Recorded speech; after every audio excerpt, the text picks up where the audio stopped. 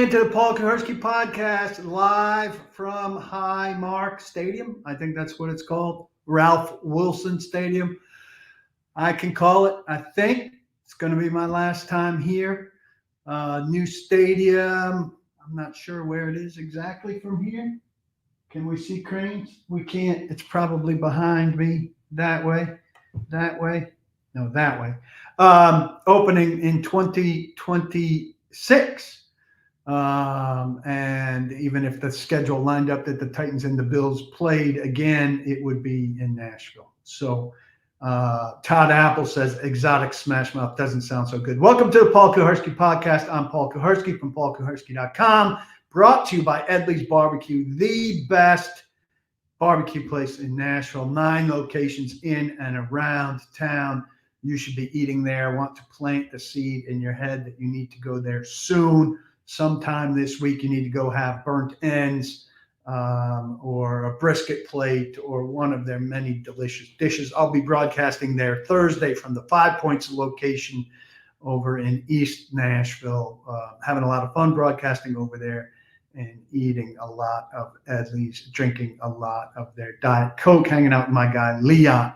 So everybody retweet. I did not send out the text message because I'm in Buffalo where it's 6:46 and I have a flight around 9 o'clock. I want to make sure not to mess things up. Titans are in a bad spot, on par with the Wisenhunt era, says Retro Tech.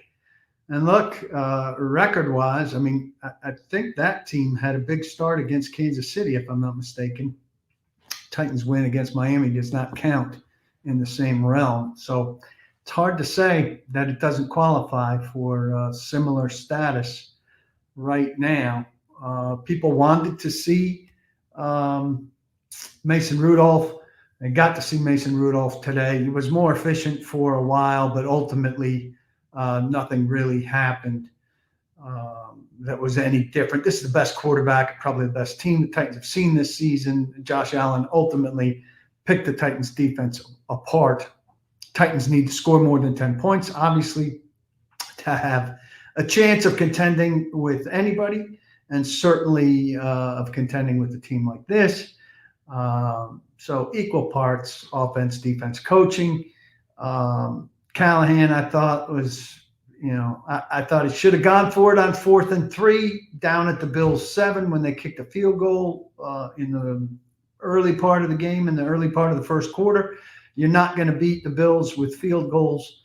And, you could have scored 14 conceivably instead of 10, which wouldn't have made that big a difference, but could have got you off on the right foot at least.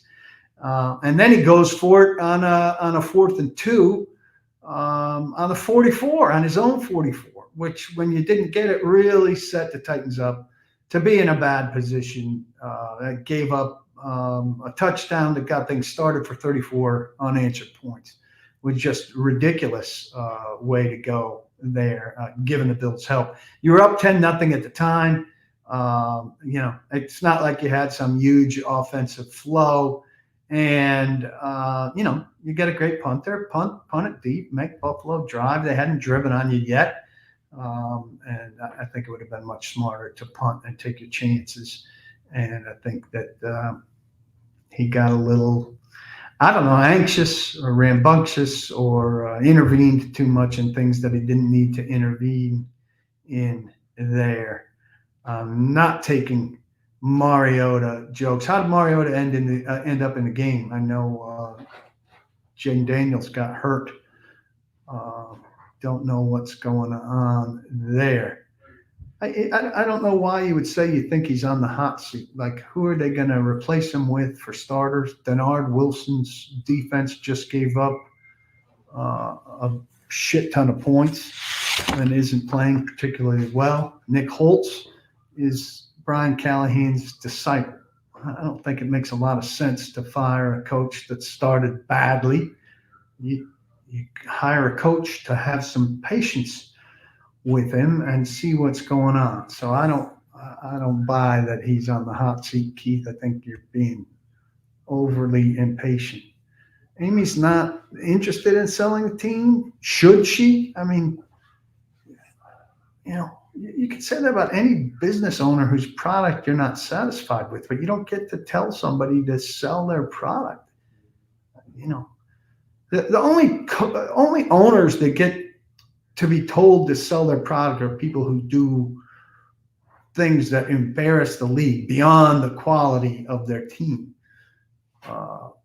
Dan Snyder embarrassed the league. Richardson in Carolina embarrassed the league with like workplace issues and sexism and stuff like that. Not bad football. And by the way, 1-5 is hardly like bad football compared to the long streaks. You guys have heard me say this before, I hope.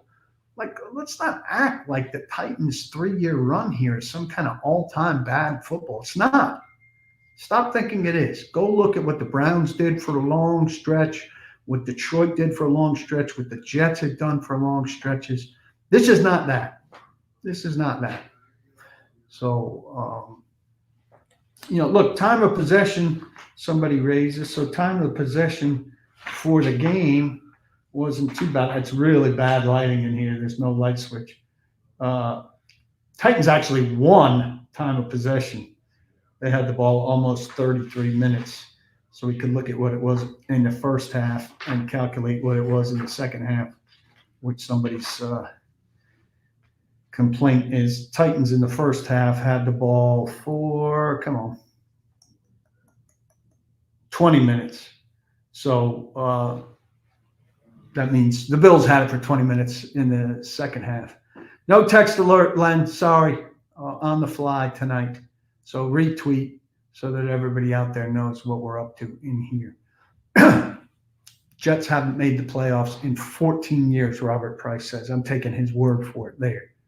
But people want to think that the Titans are in some kind of all-time bad thing. We've been bad for decades. 4 years ago, you were the number 1 seed in the AFC. That's not bad for decades. 4 years ago. Come on. Settle down, LeVar. That's crazy.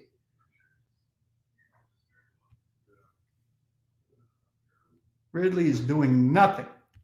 That is absolutely true. If he was that great, the Jaguars would have not even let him test the market. That's also true. Jaguars wanted to keep Calvin Ridley, but the Titans' sales pitch was better, and they convinced him to come here. But he's not a good player right now. He had a drop today and more catchable stuff than he had last week, and he's still catching a third of his passes. Caught a third today, 3 of 9. And I described the 2 passes that I wanted to discuss to him, and he made it like I was talking Chinese or something. I mean, the one, he stopped running and lowered his hands. If he continues to run hard and raises his hand, he at least has a chance to catch that deep ball. The other one was thrown inside and he turned outside, or vice versa. I can't remember. But they both seem like, like how is he still struggling to get on the same page? I don't understand how this is still an issue. And look, the quarterback has changed and the play calling is giving him chances. The thing that's been consistent with Calvin Ridley is the Calvin Ridley part. And so Calvin Ridley is a problem right now. Did anything tell me today that Levis is it? No. But nothing told me today that Mason Rudolph is it. And Mason Rudolph's been in the league for, 5 years. So we know that he's not it. So their plan is to look at Levis as much as they can. But now Levis is going to be week to week with this shoulder, which is not a great situation. Do I think that Hopkins and Simmons will be traded? Well, look, the trade stuff is a lot to do with what the offers are. Titans can't just decide they're trading a guy. They have to decide they're trading a guy and then see what kind of offers they get for said guy. So if they get good offers for those guys, they should trade them. But they shouldn't just trade them for anything. I wouldn't trade Hopkins for a 6th, or maybe not for a 5th. I wouldn't trade Simmons for a 4th. I might think about a conditional 3rd. I don't know. Simmons isn't giving the Titans much. So,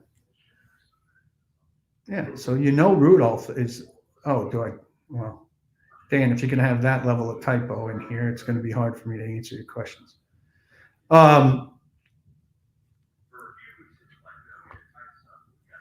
You're not sitting a guy because he's trade bait. If they were sitting everybody that's trade bait, the whole roster should be trade bait.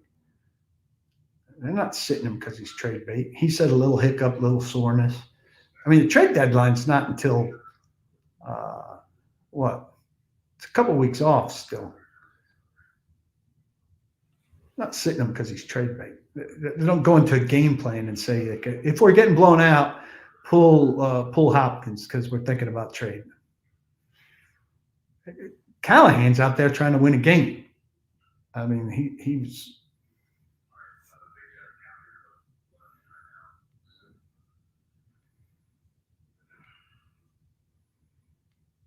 current results help Jorge or George validate how good Vrabel was with the terrible roster. They invested $290 million plus draft picks, and these are the results. Laughable. I mean, I certainly think the results that we've seen tell you a little bit or a lot about how good Vrabel was. People didn't want to hear it the last 2 years.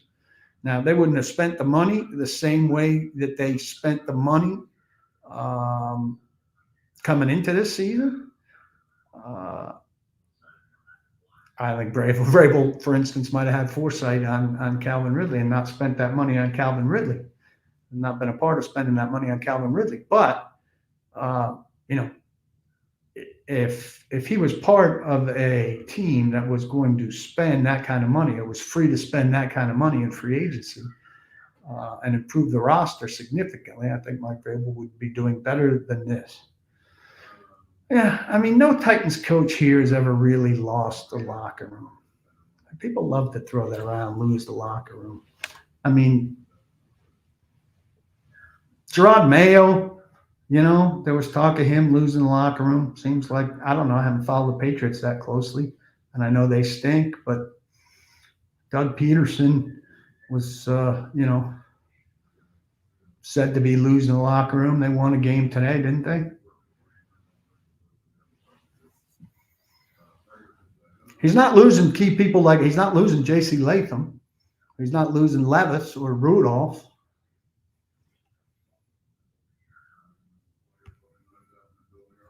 Vrabel's burner says he hopes this puts an end to the myth of modern offense. You don't have to go shotgun and throw a lot of screens and run an air raid offense. In fact, if you don't have Mahomes or Burrow, you shouldn't.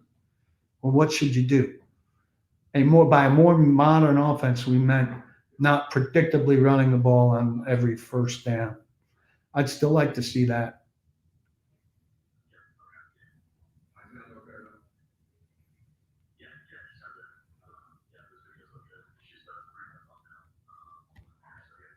I thought Callahan gave a reasonable answer on the Leroy Watson question. Ed says, who did Watson piss off that he's not even active? Strange. I mean, they didn't come back with rave reviews about Leroy Watson off of that game. Everybody's being a little bit simplistic, like, oh, Levis didn't get sacked, so the offensive line must have been good. Levis threw the ball the quickest of any quarterback in the league the week of the Colts game. Indianapolis has a bad defensive front compared to the teams that the Titans had seen. I was surprised that Watson was inactive. And then, of course, Jalen Duncan is unbelievably capable of hurting his hamstring in the first 5 plays of the game. So they go from Duncan to NPF in no time. But Callahan's answer when he was asked about the scramble at right tackle is, we have a right tackle problem right now. And so they're going to be mixing it up and changing things on a regular basis unless somebody really steps up and seizes the job. Callahan struggling in areas Vrabel did, says CA1. Hiring talent. Holtz and Colt are his boys. Denard is solid, but that's a Rand hire. I don't know what exactly you want from Holtz or what evidence you have that he's not doing something. It's really Callahan's offense. It's going to be Callahan's offense. Colt is his boy. But there are bad special teams coaches around the league, particularly when you have a bad back end of the roster. Denard is solid. That was a real solid defense that we saw out there today. So you're making some judgments, CA1, that you're not letting the evidence alter.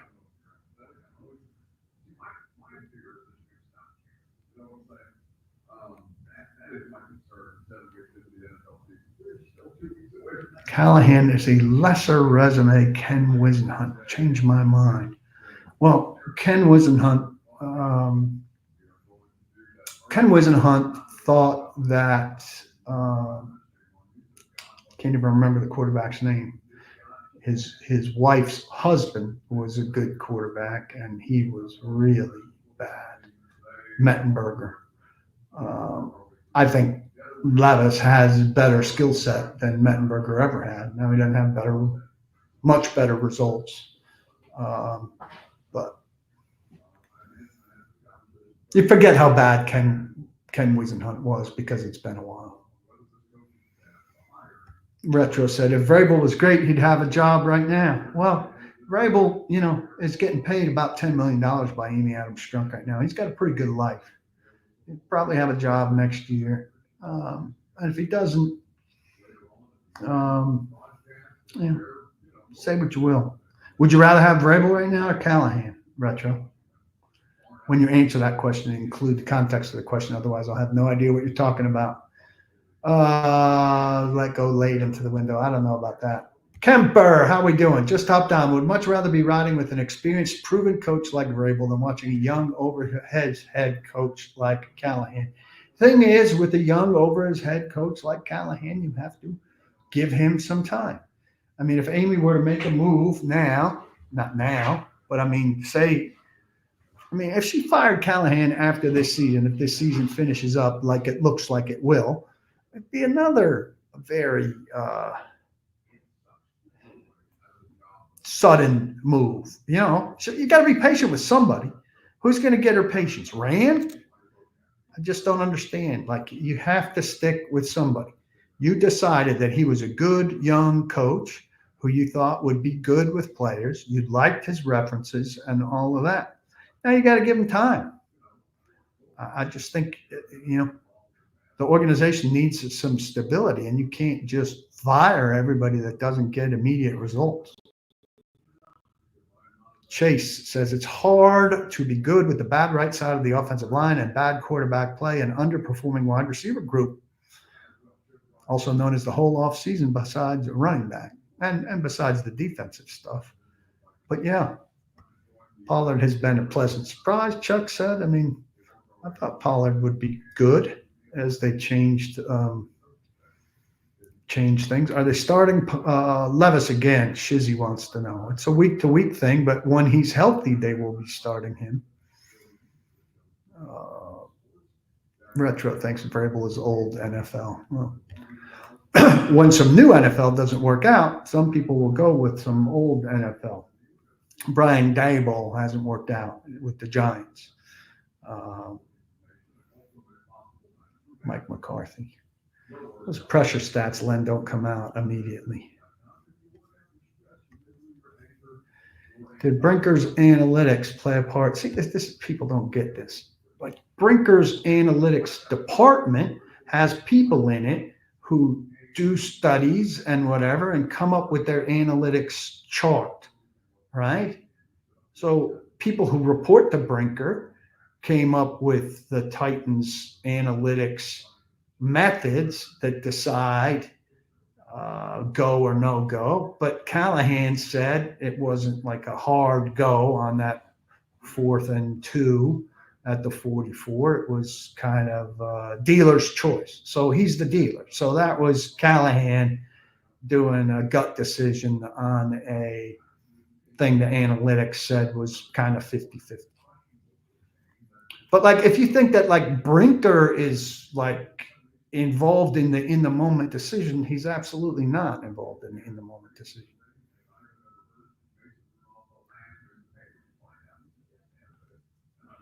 Look, Amy's job in owning the team is to make money, right? If you own something, you want to make money. Amy makes money. All NFL owners make money. So they can have bad years forever. And what's to say that she should sell the team? I mean, just this idea that, like, how many bad years do the Titans have left since Amy shouldn't sell the team? I just don't get it. Like, I don't think you guys understand NFL ownership. And it shows you to be an incredibly naive fan base. Like the Maras, who own the Giants. The Giants are terrible right now. They're like an institutional NFL ownership family. Should they sell the Giants? Because Amy is an institutional AFL ownership family. Like, I'm almost compelled to say, like, who do you think you are to tell her she should sell? She can do whatever she wants. She owns something. Do you own a family business? Some of you in there surely own a family business. If somebody doesn't like the way your furniture business prices furniture, or your landscaping business shapes their neighbor's shrubs, do they have the right to tell you should sell your business? I mean, it's just somewhat nonsensical. The product can be bad, but I hate to tell you, Amy's product is thriving. People are buying tickets and merchandise, and she's one of 31 other owners who are getting billions and billions of dollars in TV rights fees. And every time they negotiate more TV rights fees, they get more money. The TV ratings are outstanding. Her business in other ways besides winning, that are measures for success, is doing incredibly well. And you're overdoing it with how badly she's losing, because 4 years ago, her team was the #1 seed in the AFC. And how many other teams can say that? Not as many as you think.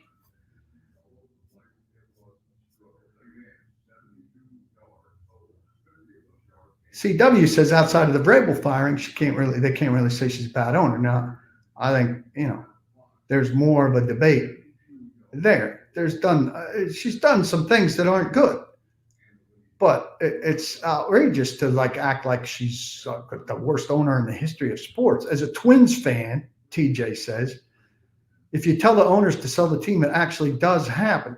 This is one team. Pollard's finally selling the team after fans have been screaming for it. Well, first off, baseball is a completely different animal than I shouldn't have taken that. A completely different animal than football. Football, everybody's profitable. Baseball, small market teams have struggled. It's not the same. Let's not act like these weren't rumors in the past. They were rumors created by people like Jason LaCanfora who were wrong. And there was a period of time before she took over the team where it was uncertain if the family was interested in taking over the team. That was a long time ago. Her brother-in-law took it over. It was a disaster. She took it over, and there was some uncertainty as to whether she wanted to do it. Now she's all in, and she's taken it over, and she wants to do it, and she likes being part of her father's legacy and stuff. There's no rumor now that she's not interested in being the owner of the Titans. She bought out her sister to get over the 51%, to quiet down the league on picking on her for the ownership structure here and stuff. Stop with this. There's nothing out there that suggests she's selling a team, she's interested in selling a team, any of that. And it's not the disaster on the level that you're making it out to be. Like, it's in a downturn right now, absolutely. But NFL teams recover from downturns all the time in short order. Shizzy says teams have been bad longer than the Titans. That's true all the time. LeVar says businesses sell all the time. Not NFL businesses, not NFL teams. She just got a new stadium. She's putting money into a new stadium. She negotiated with the city and the state to get a new stadium. Why would she get out now? It's about to become even more profitable. Lewis, you go ahead and create an Amy needs to go thing, but it's a huge waste of energy. I'm just telling you things like they are. Like, there's no sale coming.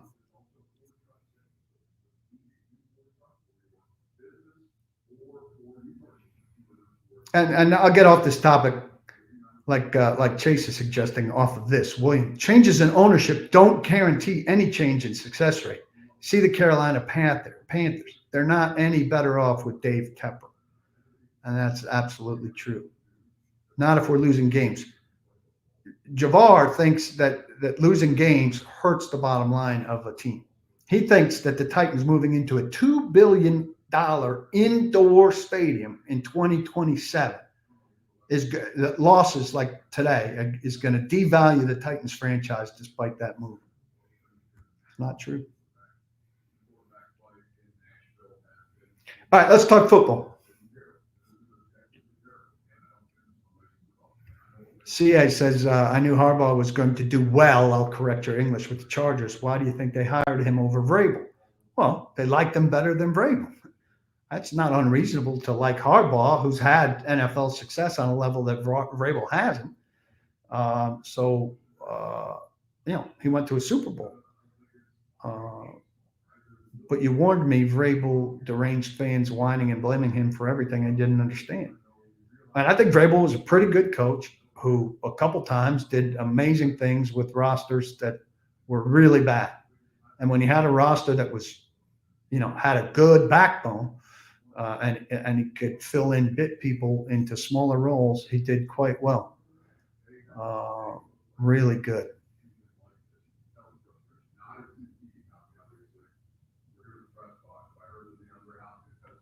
Fan expectations were way too high before this season, Michael says. Obviously, that's correct. And I'm somewhat guilty of it. I thought they were going to be a third-place team. I didn't think they were going to be this bad. I thought they'd win 6 or 7 games. They still could. It's less conceivable. But NFL sells hope. Every team is able to sell hope in the offseason.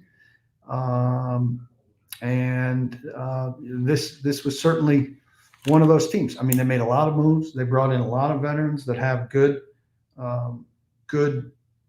results previously, and thought that the roster was upgraded significantly. It clearly, these guys together here are not doing sufficient work together as a team, better individually than they are collectively.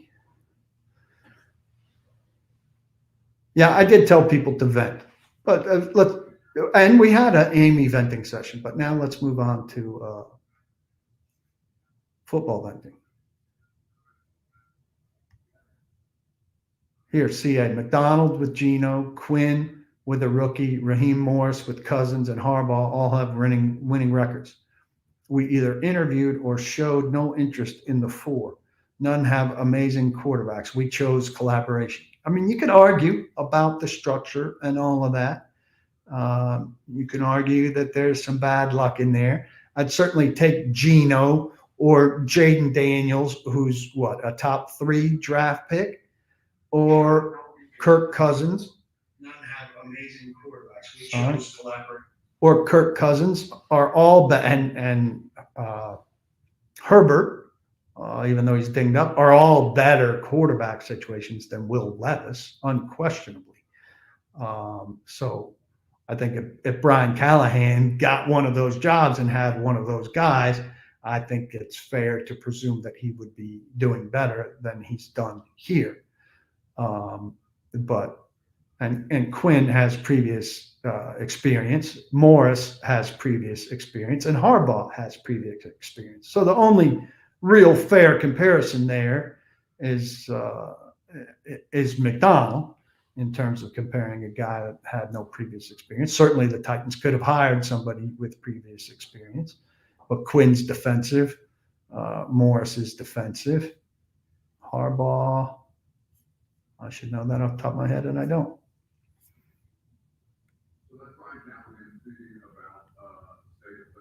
Robert Rayburn, I try to be optimistic, but what we have seen week in and week out, there's some sort of mess from across the board. Reminds me of the 2014 squad. And it is messy. I mean, there are a lot of things. What's gone well?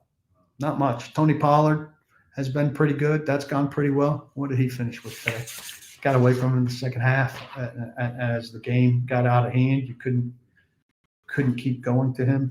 Tony Pollard finished with 16 carries for 61 yards. So they really got away from him in the second half.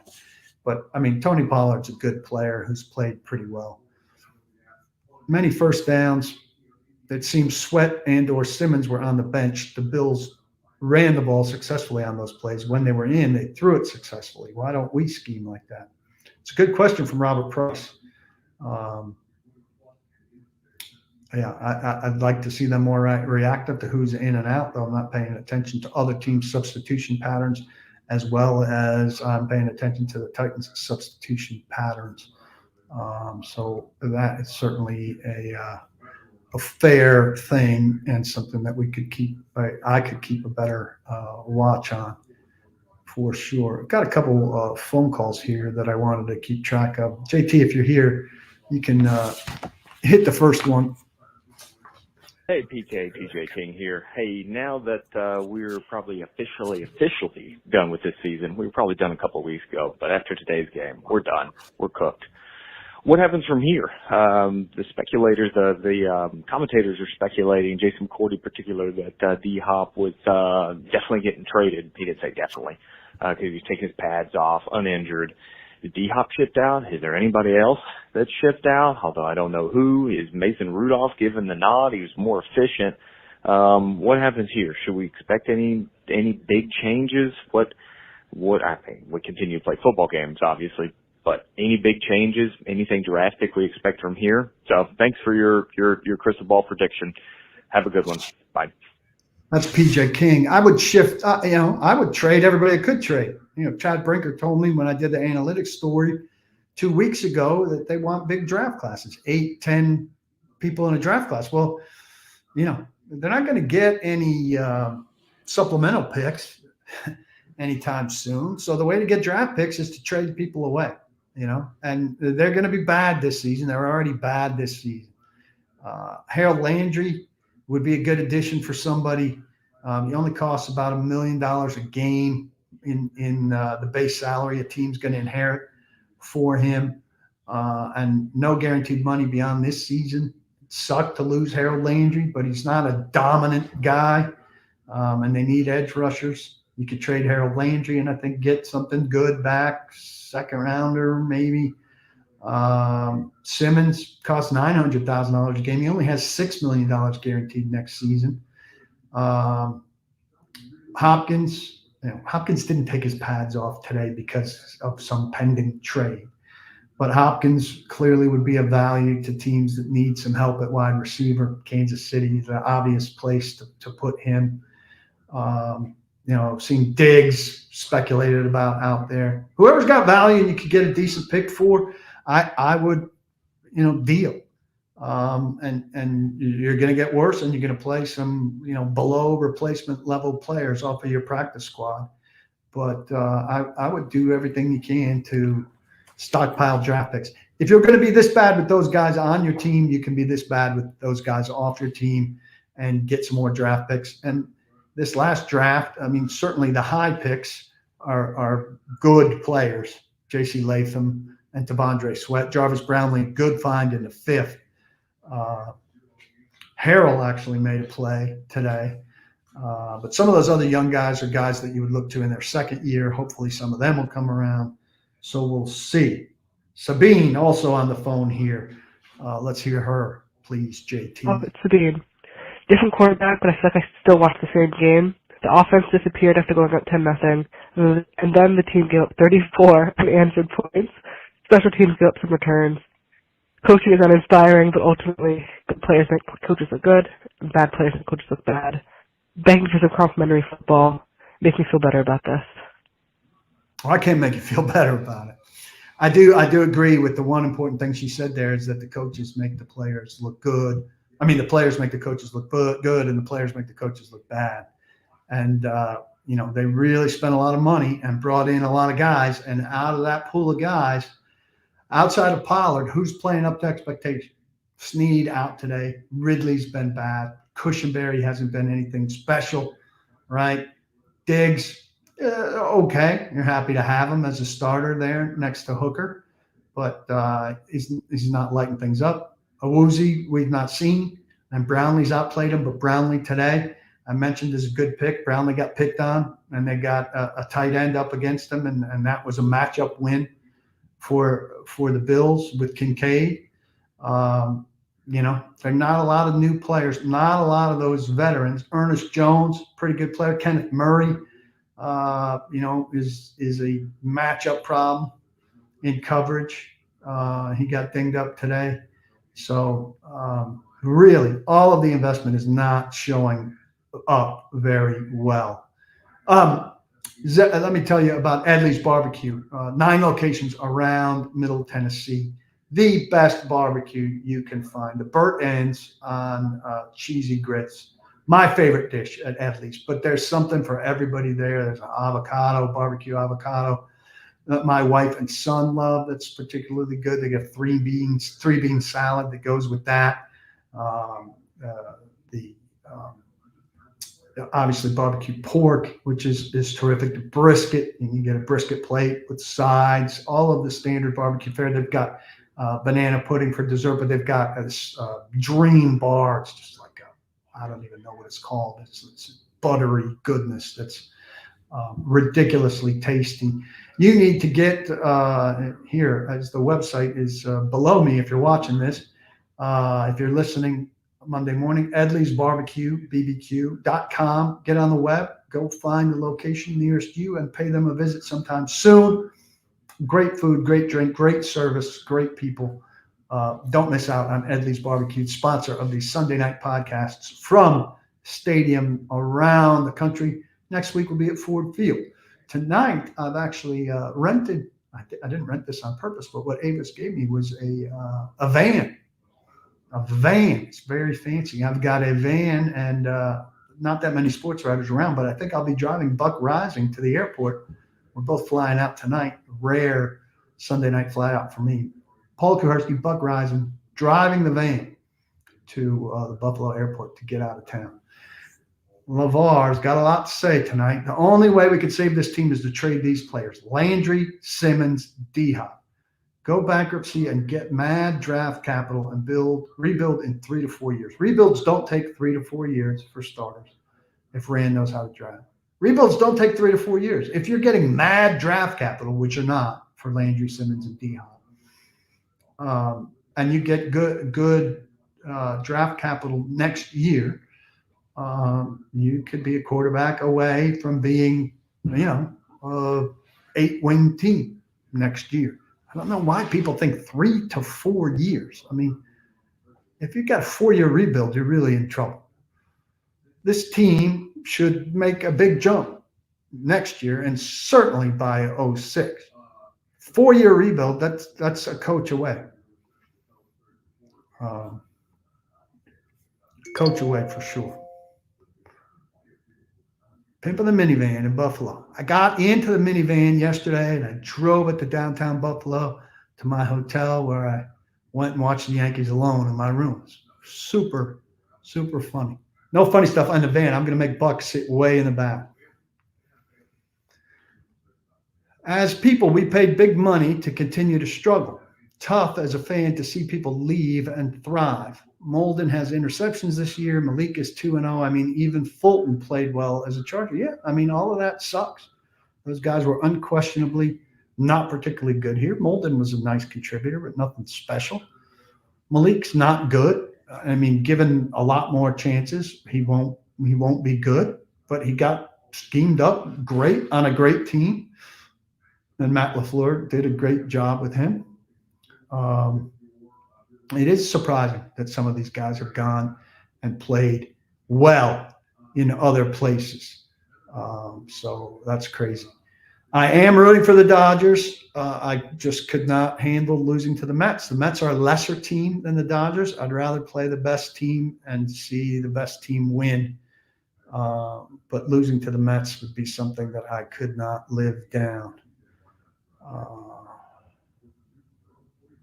I don't know what this means, LeVar. You see McDuffie over in KC. Andy Reid knew it too. Andy Reid said he wanted to keep L'Jarius Sneed. It just wasn't feasible for them cap-wise, and they were trying to get ahead. They certainly were keeping McDuffie over L'Jarius Sneed because he's younger and he's cheaper. McDuffie's a fantastic player.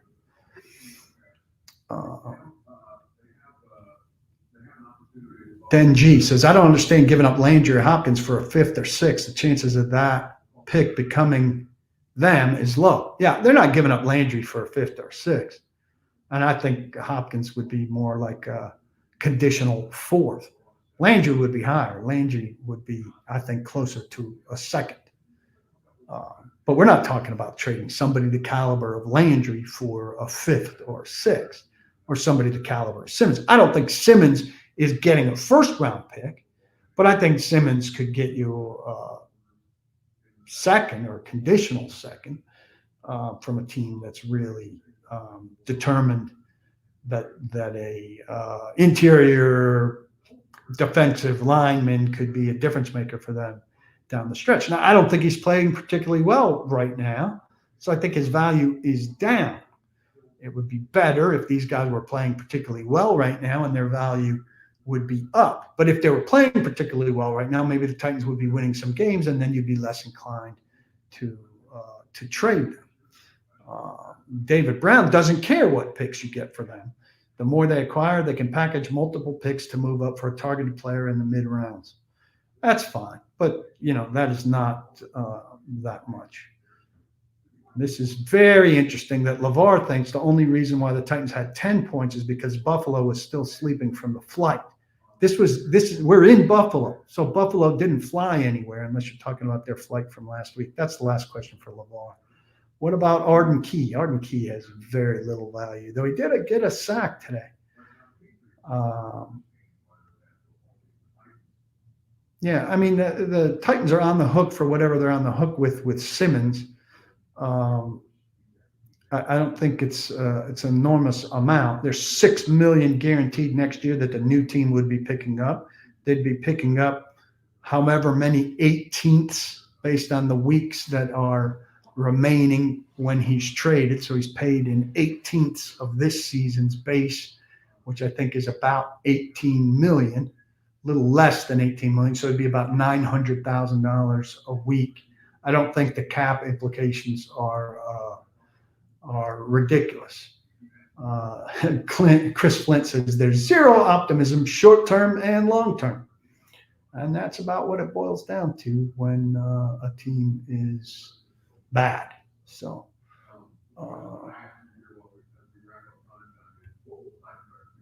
Paul, defending the top of the organization is on par with state-run radio. I'm not defending the top of the organization.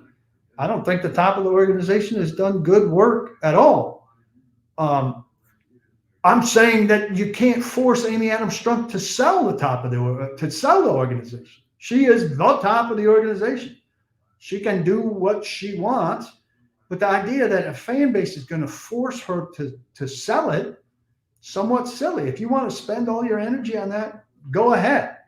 Now, as for Brinker and Rand, who are the top of the organization, I've spent a whole bunch of time here talking about how the free agent class is a huge disappointment. That's not defending the top of the organization. That's saying they did a shit job with their acquisition. But I think there's a lot of wasted time on begging the owner of the team to sell, A, and B, like somebody said, presuming that her replacement would be fantastic.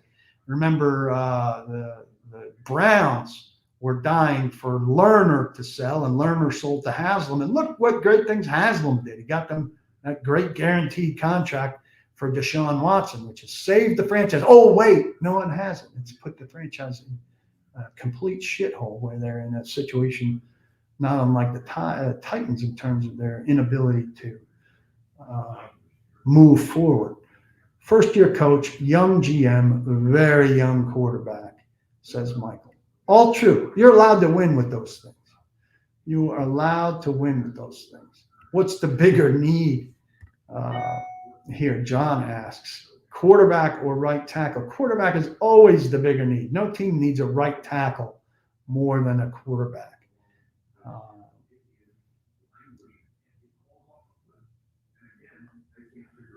Absolutely not.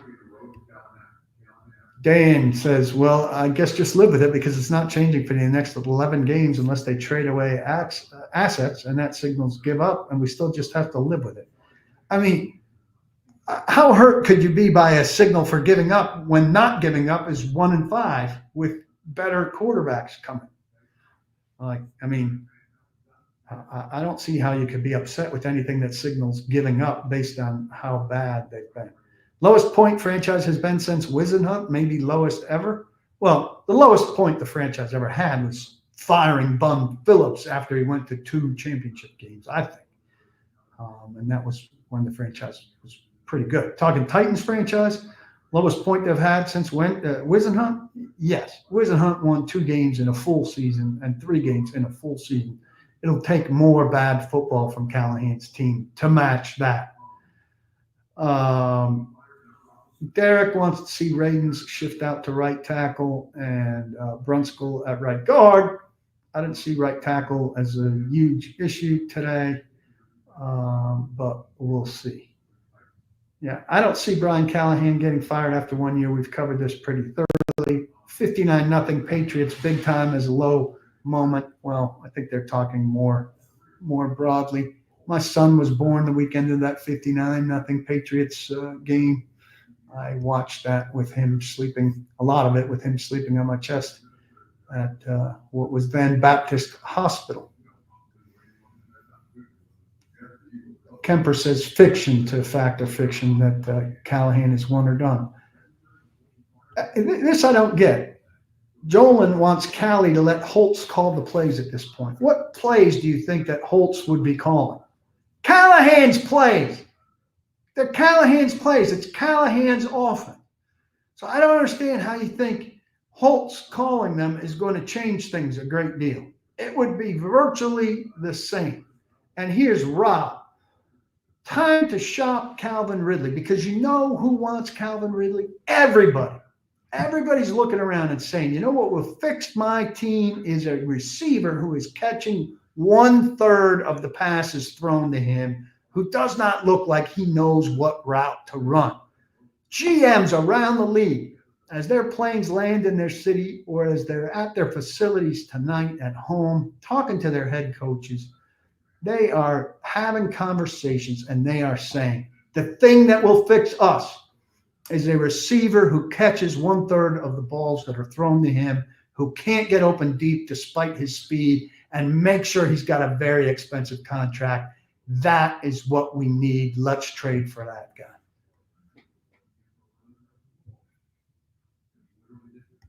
Holtz has some say-so in the offense, but this is Brian Callahan's offense.